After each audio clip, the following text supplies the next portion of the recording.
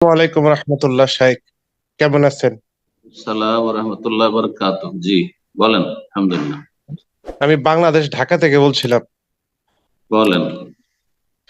প্রথম আমার একটা অনুযোগ আমি পেশ করি, সেটা হলো যে প্রথম আমার প্রশ্ন হচ্ছে আশারি মাতুরিদি আকীদা কি আহলে সুন্নাহর অন্তর্ভুক্ত? এটা একটি। আর আশআরী মাতুরিদি আহলে সুন্নাতের অন্তর্ভুক্ত কিনা? আহলে সুন্নাত নয় তারা।